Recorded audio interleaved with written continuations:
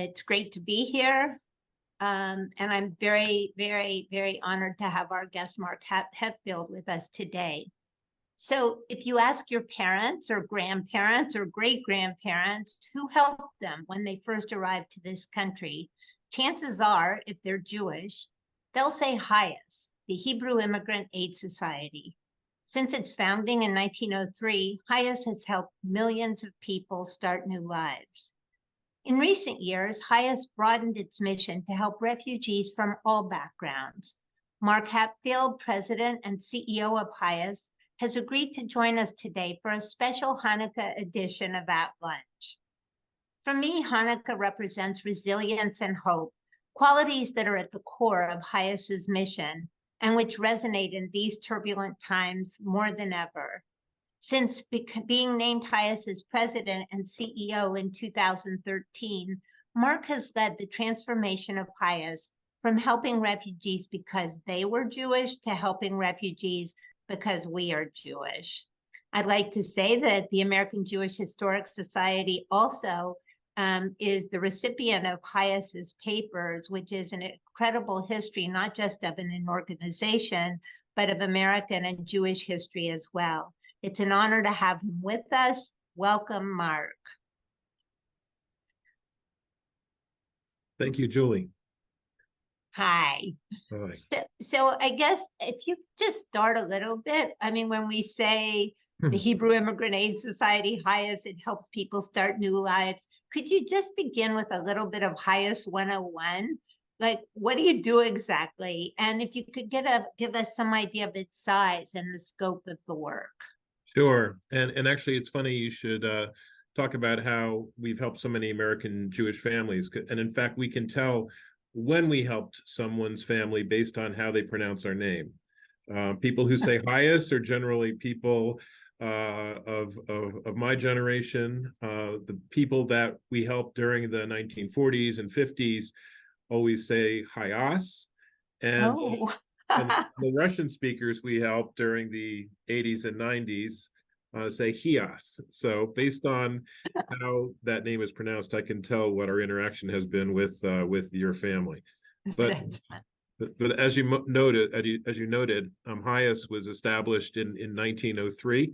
This is something American Jewish Historical Society helped us with. We thought we were older than we actually were, and had been saying we were founded in 1881. AJHS told us there is absolutely nothing to support that. But we settled on, we found our incorporation papers from 1903, and we were started on Valentine's Day, 1903, just a couple of months before the Kishinev pogrom. So we were well positioned, and of course that was not the first pogrom. That was one of many that was going on in Eastern Europe, and at that time, which caused the formation of HIAS to respond to the large number of Russian-speaking and Yiddish-speaking Jews who were on Ellis Island. We were primarily based in New York on the Lower East Side, and we would wait for people to come who make sure that they got through the immigration authorities and weren't sent back to the old country. And then we made sure they had kosher food while they were waiting on Ellis Island, got them off the island, put them in the HIAS shelter, which is now the public theater on Lafayette Street, but for many years it was HIAS's international headquarters in the shelter, and then got them train tickets to go elsewhere in the United States if they had family there or wanted to go outside of New York.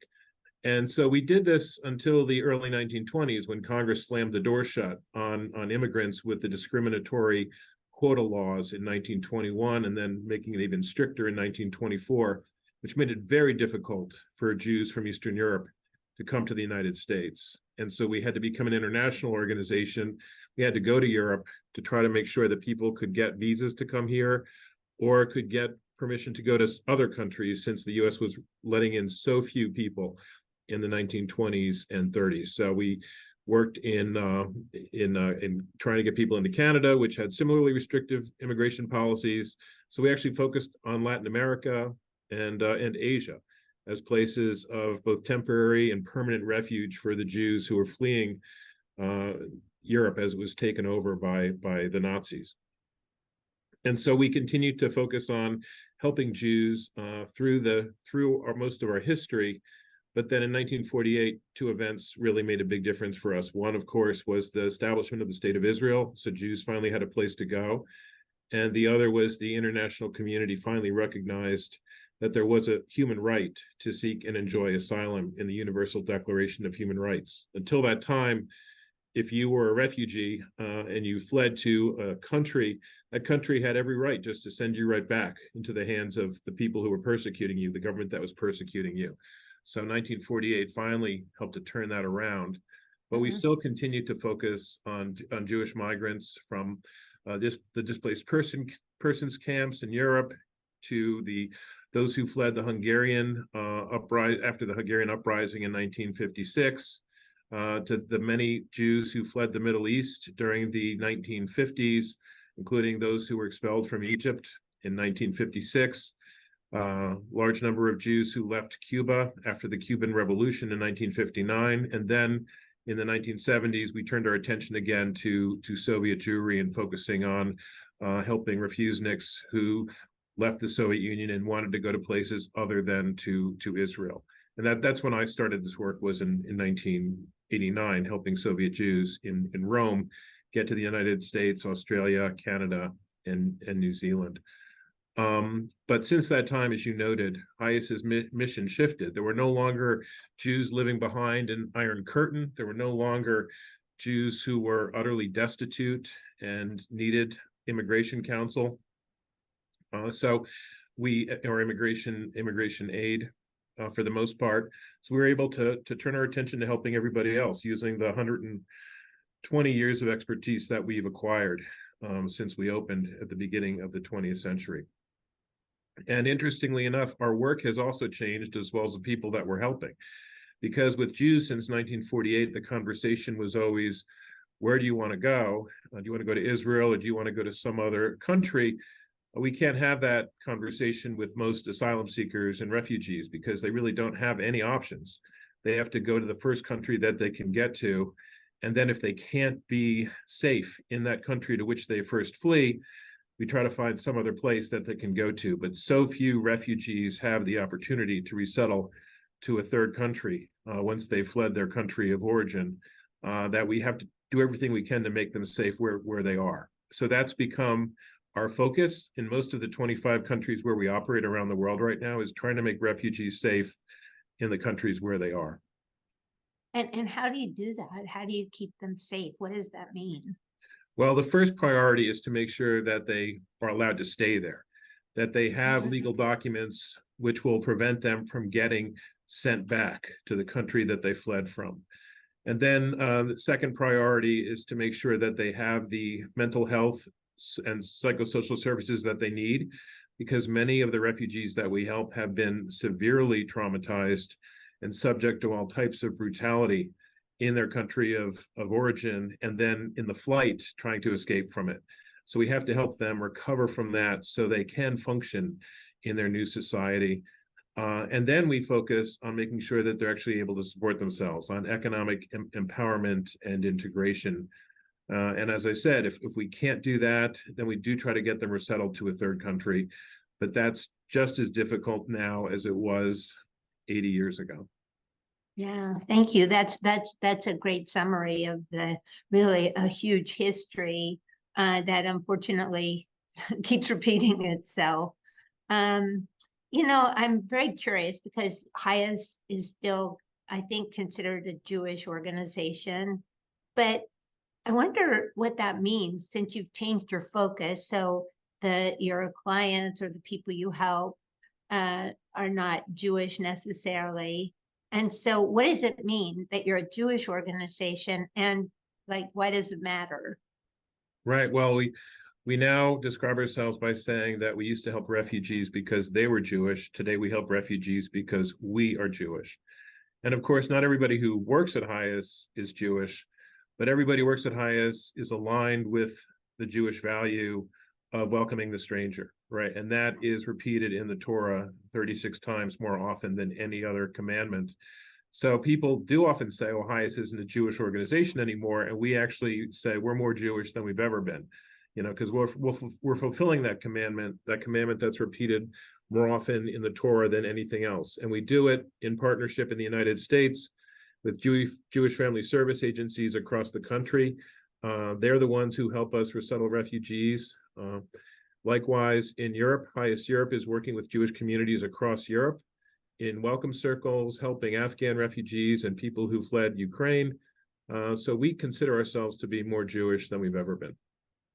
Interesting. So given the fact that you are there to help everybody that you can, but the world is so full of need, you just look at the globe and it's like, just mind blowing. And so how do you decide? Who to help and where? Like, how did you pick the 25 countries? Yeah, that's a very good question. And there is a method to our madness to some extent, which is we go where the needs are and where we believe that we can add value, where we can make a difference, where we have partners that want to work with us. First and foremost, Jewish community partners that want to partner with us. Secondly, other partners like the United Nations Refugee Agency, the UNHCR, when they see a country that has particular need for HIAS's skill set. So that's normally, we try to go to places where we feel we could make a difference.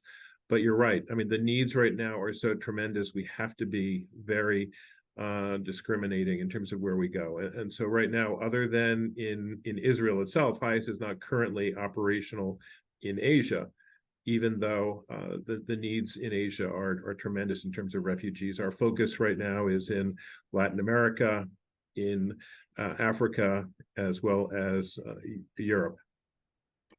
So interesting. We got a couple of questions in the chat that I want to, because one is following up exactly on this, and I do want to return to Israel later in the conversation. Debbie Sharnak asked, I've done some research in Mark Hetfield's papers that looks at the closing of the Latin American offices in the 1990s. I was wondering if Mark could talk a little bit about that decision and the importance of helping Jews from Latin America under various regimes there. Yeah, it's an interesting question. Like, I just recently went to Ecuador to celebrate our 20th anniversary there. One of our largest offices right now is in Ecuador, where we have operations throughout the country. We have over 400 staff in Ecuador alone. But I had to correct everybody and say, we're not opening in Ecuador. We are reopening in Ecuador, because we were in Ecuador from the early 1930s until 1955. The entire Jewish community in Ecuador, which is a small one, but was basically brought there through the efforts of HIAS, because we couldn't find another place for them to go. And it's the same for us. We are in Colombia, where we were before. We're in Venezuela, all over Venezuela, as well as in Guyana, Aruba, Mexico, Panama, Costa Rica, and Peru. These are all countries where we had traditionally operated to help Jewish refugees who were fleeing from Eastern Europe during the 1930s and 40s. But now we're there once again, but this time we're concentrating on helping people who have fled Venezuela or Colombia or the Northern Triangle of Central America. But we are also there in a position to help Jewish migrants or potential migrants should they need us. So those offices have been closed in the 1990s for the same reason that you started to think about shifting, because there weren't as many Jews who needed help there. But they've all reopened, and now we have a larger presence in Latin America than we've had since the 1950s. Amazing. So then this is a question of, this is the problem with Zoom, that people can see your room. And so Deborah Almager asked, can Mr. Hetfield talk about the picture with the Israeli flag and the writing in fish? I'm curious. Sure. So that is stained glass that was at our world headquarters that I mentioned when it was at the Public Theater on Lafayette Street. And then when we moved it, that has moved with us. It was actually in the waiting room when I interviewed with HIAS for the first time for a job there in 1988 at 200 Park Avenue South. And then it moved with us to 333 7th Avenue when we were there for about 20 years. And now it's here in Silver Spring, which is where we have our headquarters. So it's stained glass. That's the origin story of that. And that's great. And what does it say in Yiddish? I can't read it. Oh, does it say anything in Yiddish? I don't know. Yes, I don't know. But yeah, it's funny. Just full disclosure, my husband, Bill Abrams, is now working on the board of American HIAS, which is how I got to know Mark. But he had actually showed me, I guess there's a plaque or something at the public theater that says this was where HIAS was originally, which is very cool. It's really nice to see the imprint around the city. Yes. Going back to the Jewish connection, which can be a lovely thing and a wonderful thing, and it can be sometimes a dangerous thing, especially in today's world, obviously. And in the course of preparing for this interview, I read about the highest connection to the Tree of Life murders in Pittsburgh, which was extremely scary and shocking just to read about. So I can only imagine what it was like to live through. If you could just tell people about that, what happened and what the connection was. Yeah. Our work is with refugees, which we always used to consider to be non-controversial. When I started this job in the late 1980s, not this job, when I started at HIAS in the late 1980s, working with refugees was really something that had bipartisan support. And it was kind of like apple pie. We really didn't think there was anything controversial about it. So for most of the time that I've been here, up until the murders, the mass murder that occurred in Pittsburgh on October 27th, 2018, we really didn't worry about security, right? We felt that security was something that other agencies that focused on advocacy for Israel needed to worry about more, but that we didn't have that kind of a profile. And so we had very loose security, didn't really think we needed to focus on it. But then the massacre that occurred in the Tree of Life building in Pittsburgh on October 27th definitely woke us up, because the murderer who went in and killed those 11 people who were praying, before he went in, he posted on social media that HIAS is bringing invaders to kill my people. And so that was what seemed to have, obviously he was motivated by anti-Semitism, but it was anti-Semitism combined with other forms of hatred, such as hatred of refugees and foreigners. And so that changed our security profile, as it I think changed the security profile of many Jewish organizations and congregations across the country. I used to really pity European Jewish institutions when I would go to Europe and see that they all were working in fortresses, and that's what we are increasingly becoming.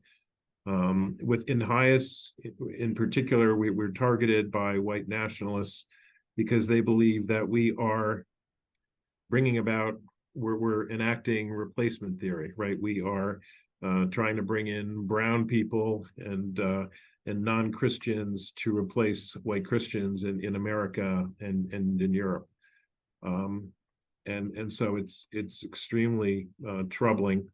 We were, in fact, at the time of the Tree of Life building massacre, we were recruiting for a security specialist. We didn't even have one at HIAS prior to that time. But the focus was going to be helping us protect our facilities and our people in less stable countries, right? In dangerous places where we work outside of the United States. And we quickly realized that we actually had to focus just as much here in the United States on our security profile as we had to on places like Venezuela and Kenya, but for different reasons. So yeah, it's definitely, HIAS has definitely been changed by that horrifying experience, as I think the American Jewish community has been changed.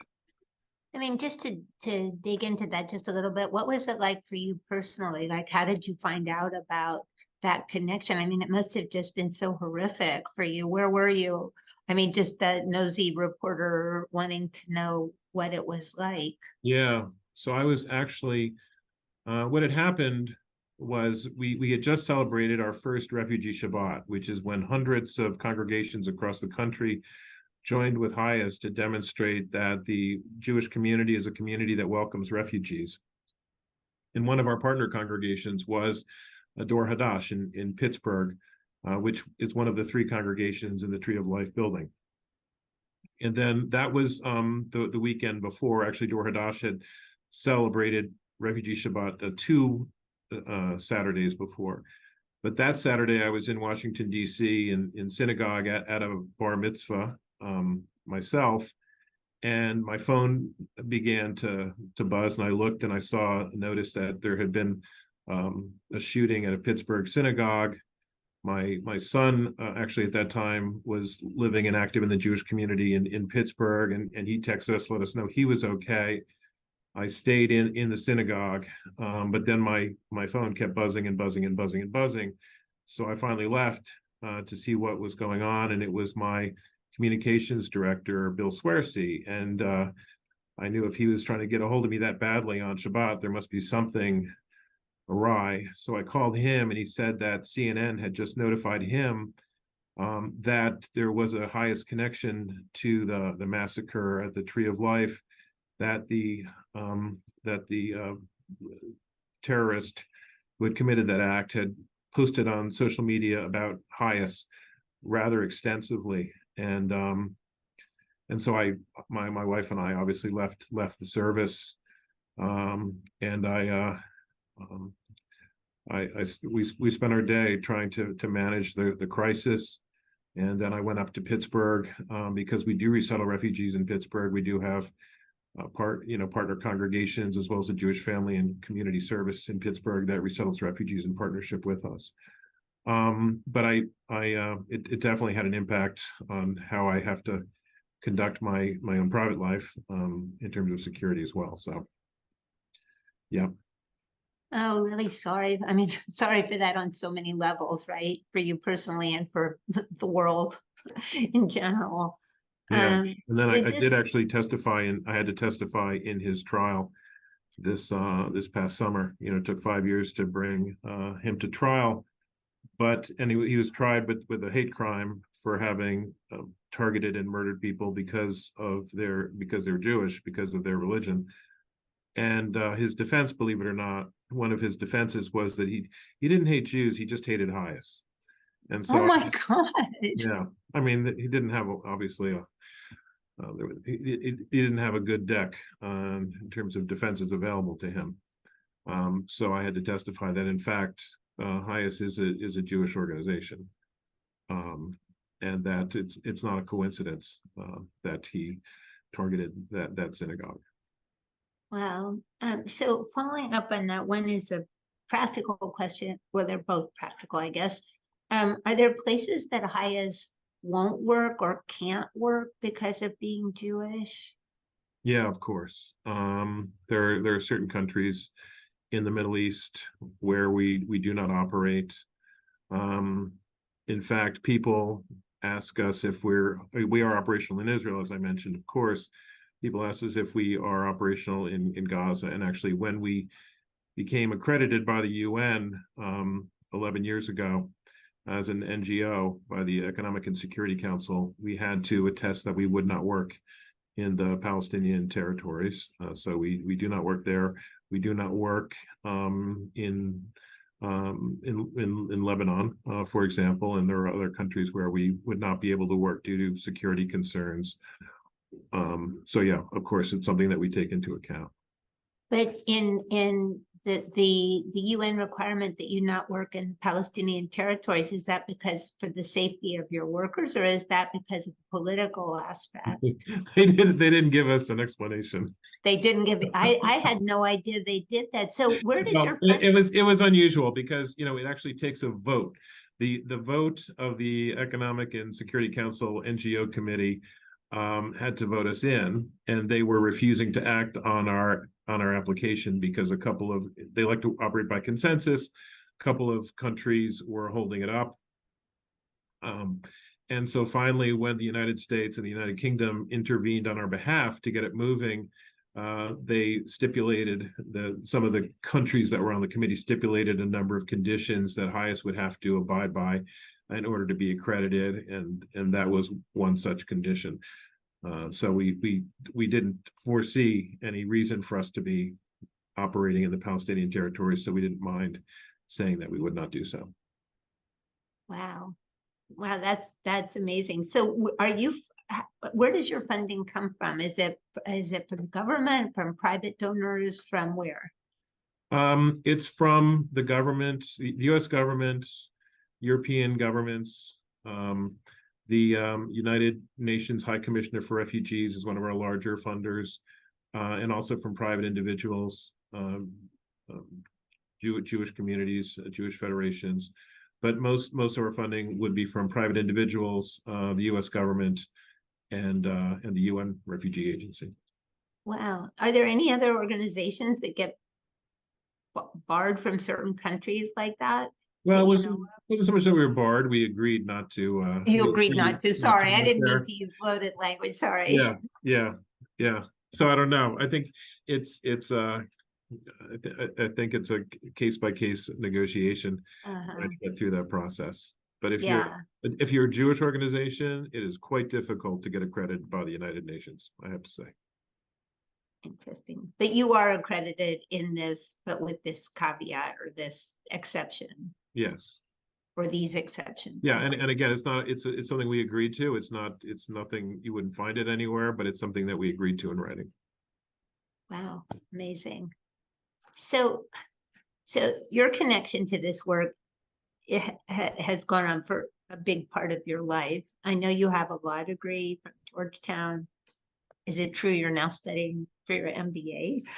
Yeah, I'm on my third Georgetown degree right now. Yeah, your third Georgetown degree. We'll talk about why you think you need that at this point. It looks like you're doing pretty well, but you can explain that. But I'm really curious, what was it that brought you to this particular line of work originally? And in conjunction with that, what role do you think your own Judaism or your Jewish identity played a role in it, if it did? Yeah, well, I had a real interest in, frankly, the Soviet Union when I was an undergraduate at Georgetown. I was a Soviet studies major, and so this was like being able to engage in the Soviet Jewry movement, and being a Russian speaker, and being able to work in Italy while I did it was just an amazing opportunity. So that's what drew me in initially.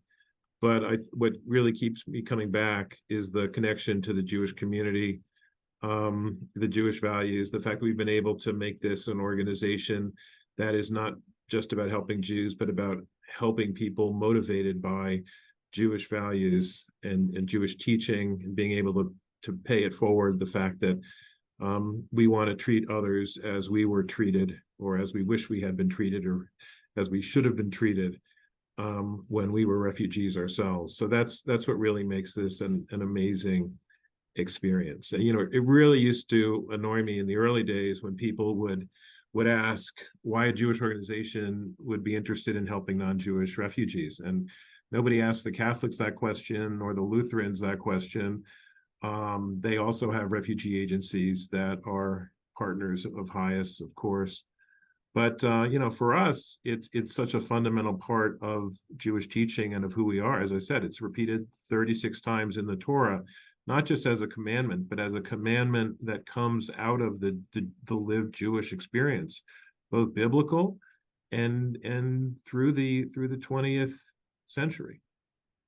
So it's so obvious that this is something that we should be doing, and so I'm really proud to have played a role in doing it. And I'm really proud of all the congregations and the individuals at HIAS that are engaged in it with me. Yeah, and I'm curious. You say your staff is not Jewish now, or I don't know what percentage or anything like that. But how do people there, especially now, it just feels like it's such a fraught political moment where everybody's walking on pins and needles, talking about anything to do with religion, with whatever. How do you negotiate that internally? Yeah, it's a challenge, but if we stay within that intersection of Jewish values and humanitarian values, and there's a very large intersection there, we're in a good place, and our staff understands that that's where we want to be.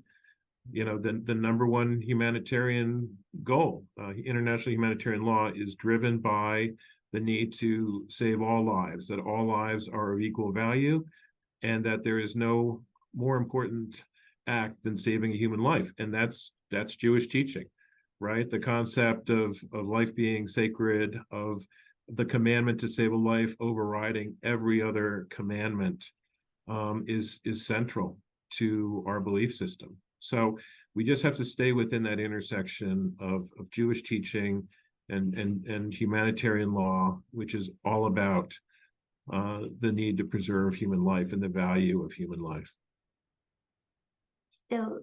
So right now, the world's attention has been focused on the Israeli-Palestinian conflict and the huge numbers of people being dislocated. And you've said that HIAS, by an agreement with the UN, couldn't operate there.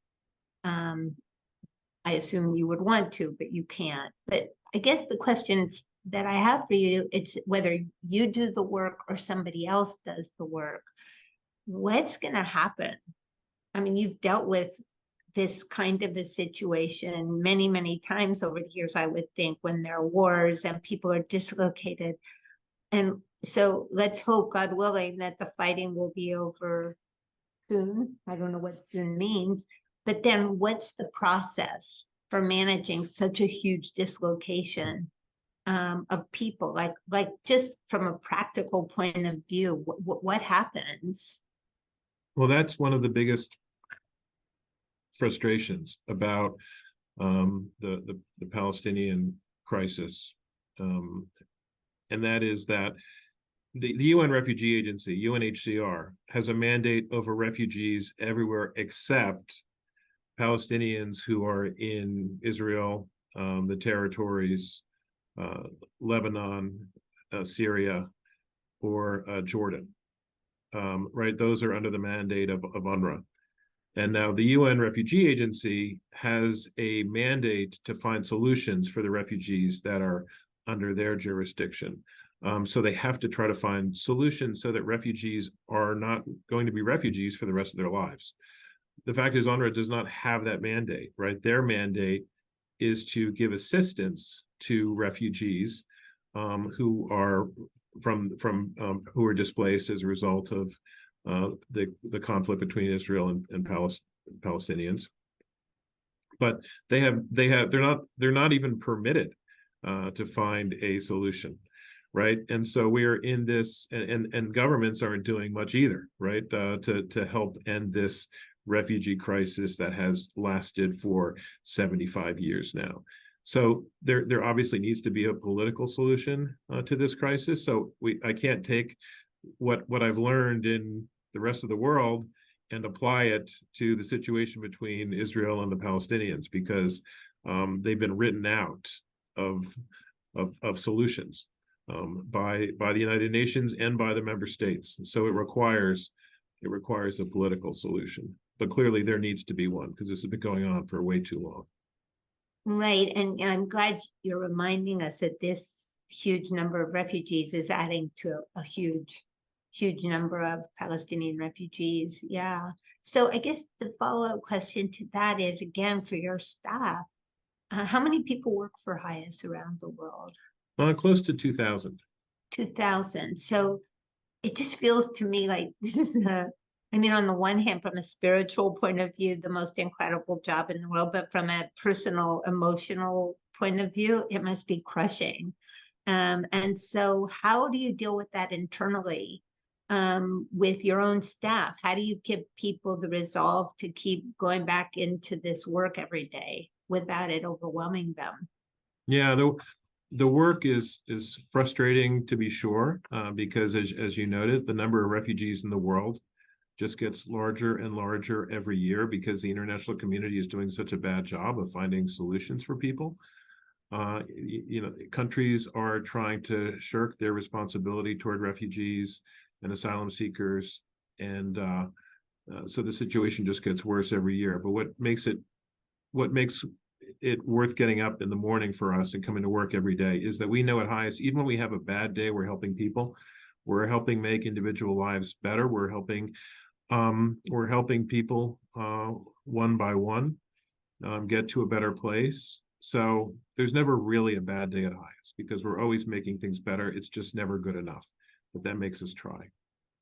And so how do you do that as a manager? You're studying for your MBA. I brought it up twice now, but like, how do you as a manager help people remember that every day is a great day when it may feel like a really terrible day? Well, I don't even have to because they inspire us. Like everybody at HIAS is inspired to be here because of the work and because we want to make a difference in the life of people who have been forced to flee their countries. And we know that there, but for the grace of God, go us, right? And that our own families, our own ancestors have been in that place before. And so just trying to make the world a little bit better motivates each and every one of us. And so we inspire each other at HIAS. I don't have to motivate them. They're self-motivated. Great. With your family, how did your family come here? Were they helped by HIAS or no? No, my family was not helped by HIAS, but many people here were, and many people here were helped by HIAS themselves as individuals, and they come back to work for us and to pay it forward.